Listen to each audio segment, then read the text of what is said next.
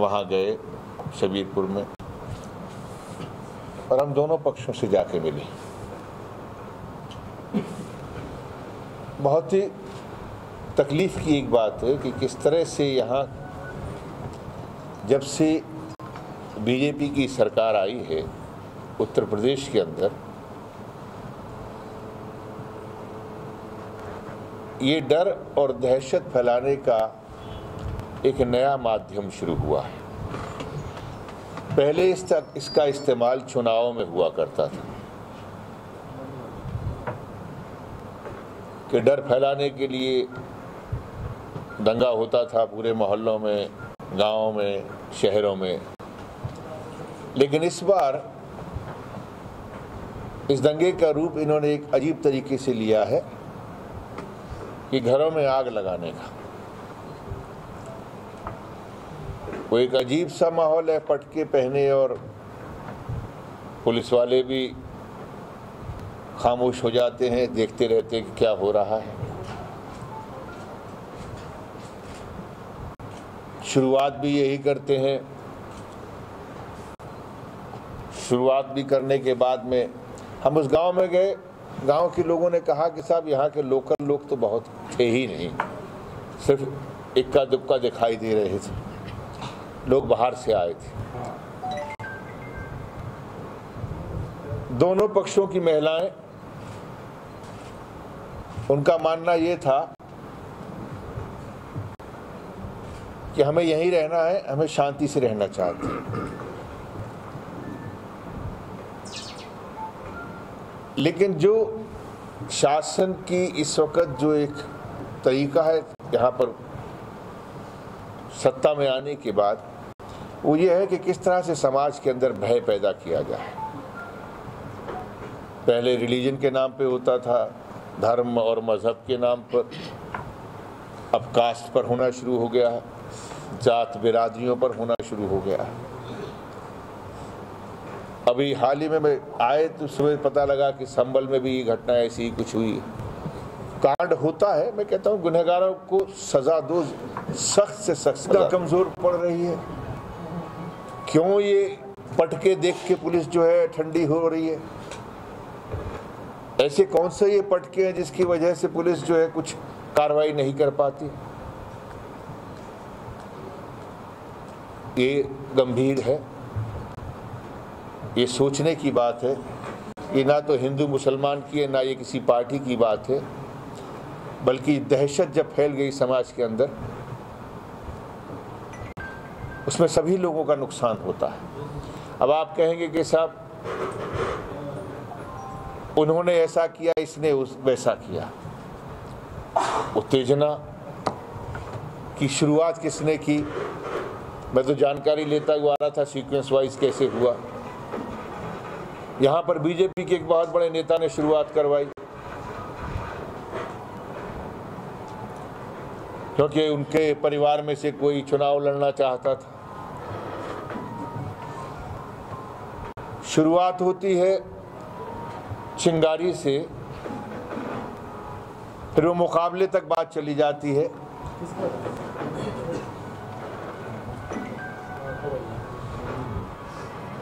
और मुकाबला फिर आम लोगों को, महिलाओं को झेलना पड़ता है। बच्चों को छतों से उठा के फेंक दिया गया।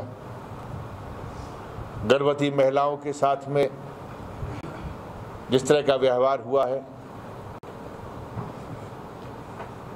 अगर उसके परिवार की कोई दूसरी लड़की पर ना होती तो शायद उस महिला के साथ में जो घटना होती, वो सारा मानवता जो है उसके सामने शर्मिंदा होती। इसको रोकने के लिए हमें आपकी मदद की ज़रूरत है। लेकिन अच्छाई ये है कि कम से कम आप इस संजीदगी को समझते हुए कहीं ना कहीं इस भावना को ज़रूर पहुंचाने का काम करते हैं। हम कांग्रेस के सभी साथी, हम जहां भी बैठे होंगे, अगर किसी भी तरह से अब उत्पीड़न बढ़ा, उन महिलाओं के ऊपर, दोनों पक्ष की महिलाओं पे, जिन्होंने अपने दिल की बात करी है, तो हम यकीनी तौर पे कहते हैं कि हम इसका डटकर मुकाबला करेंगे और हम वहाँ पर पूरी कांग्रेस पार्टी वहाँ पर धरना देगी। अभी तक यहाँ के प्रशासन ने ना वहाँ के मवेशियों के लिए कुछ भूसा भेजा है, जो कहते हैं कि हमने भेजा। अगर किसी ने भेजा है तो उनके परिवार के लोगों ने भेजा है। जानवरों के लिए भूसा तक नहीं, चारा तक नहीं भेजा। जो लोग अस्पतालों में हैं उनके इलाज को लेकर धमकाया जा रहा है। जिनके घर जल गए उनको किसी भी तरीके से कोई राहत का सामान नहीं दिया जा रहा। ये गरीब परिवार हैं और वैसे भी जिसका घर जल जाता है वो कितने भी समृद्ध परिवार का क्यों ना हो, उसके पास में कुछ नहीं रहता। सबक सिखाना चाहती है। उत्तर प्रदेश में घटनाएं बढ़ती चली जा रही हैं, वो चाहे मेरठ हो, चाहे संभल हो, चाहे सहारनपुर हो। मुझे इस बात की खुशी है कि हमारे नेता इमरान मसूद साहब ने और शशि वालिया साहब ने वहाँ लोगों के ज़ख्मों पर मरहम लगाने के लिए इन्होंने अपनी पहल की। लोगों के बीच में गए, पहले दिन ही गए।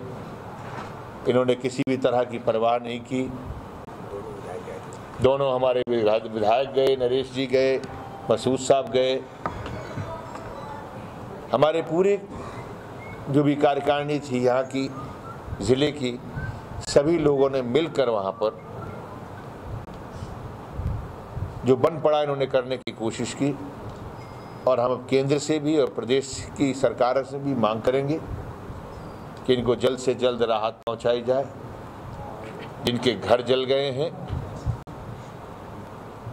जिनके मवेशी भगा दिए गए हैं, जख्मी कर दिए गए हैं। इतना दुर्भाग्यपूर्ण दृश्य था। एक महिला कह रही थी, क्या नाम था मैं उनका, मुनेश कुमारी। वो कह रही थी कि ये कहते हैं हिंदू धर्म तो दया धर्म होता है, दया का धर्म होता है। ये गर्भवती महिला के ऊपर इस तरह से इन्होंने तलवार रख देने की, उसके पेट पर तलवार रख दी।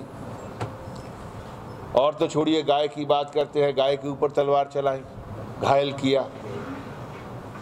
पुलिस कहाँ पर है? पड़ी हुई है गाय, टांग टूटी, प्लास्टर चढ़ा हुआ है, जख्म लगा हुआ है तलवार का। ये क्या है इस सरकार को?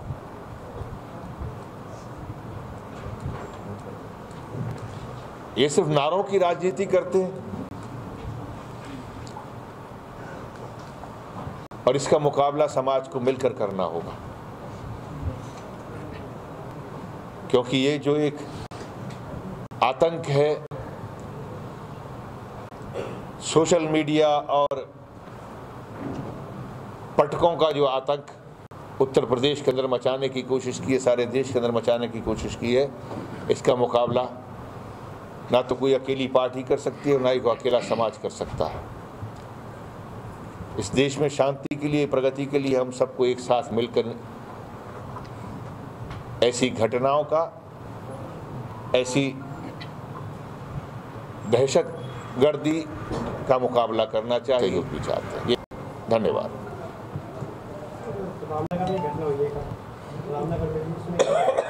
मैं तो आपसे कहा कि ये घटनाएं लगातार बढ़ती चली जा रही हैं। पुलिस प्रशासन इसमें कुछ नहीं कर रहा। डीजीपी भी आए थे, मुख्य सचिव भी आए थे, उन्होंने दावा किया था कि दूसरी घटना के बाद ऐसा कुछ नहीं, अभी भी तीसरी घटना हुई है। मुझे बहुत अफसोस के साथ में कहना पड़ रहा है कि डीजीपी भी जो आए थे और यहाँ पर जो भी अधिकारी उनके कौन से थे, मुख्य सचिव जो आए थे, वो यहाँ पर इसी सर्किट हाउस में बैठ कर आपके साथ प्रेस से बात करके चले गए। वो रिपोर्ट तो लखनऊ में ही मिल गई थी उनको, फिर यहाँ आने की क्या ज़रूरत थी? वर्दी पहन के तस्वीर खिंचाने की कोई ज़रूरत नहीं थी उनको। वो घटनास्थल पर जाते, हम लोग गए, हमने इंतज़ार किया, क्योंकि हम यहाँ पे किसी तरह की बदअमनी नहीं चाहते थे। जैसे ही परमिशन मिली, रोज़ाना परमिशन हमारे साथ ही मांग रहे थे, जैसे ही परमिशन मिली हम लोग आए। इस सरकार के प्रशासन की शासन की नीयत सही नहीं है, ये साफ नजर आ रहा है और ये चिंता का विषय है। योगी सरकार जब बड़े-बड़े वादे करते हैं कानूनी व्यवस्था को बात करने की शुरू करने की, तो उसमें यहाँ पे मीडिया पे भी हमले हुए हैं परसों वाली घटना में रामनगर वाली में, और पुलिस भी धुंध भागे भागी है, उसमें क्या? मैं तो यही कह रहा हूँ आपसे कि मुकाबले में सभी लोग मारे जा रहे हैं। कोई ये सोचे कि सिर्फ एक समाज का, एक जात का, एक बिरादरी का है। मीडिया के लोगों के साथ भी हमले हुए हैं। इस हमले के कारण क्या हो सकते हैं? बीजेपी पार्टी जी, इन घटनाओं के लिए प्राइमा फेसाई आप कांग्रेस की तरफ से शासन दोषी है।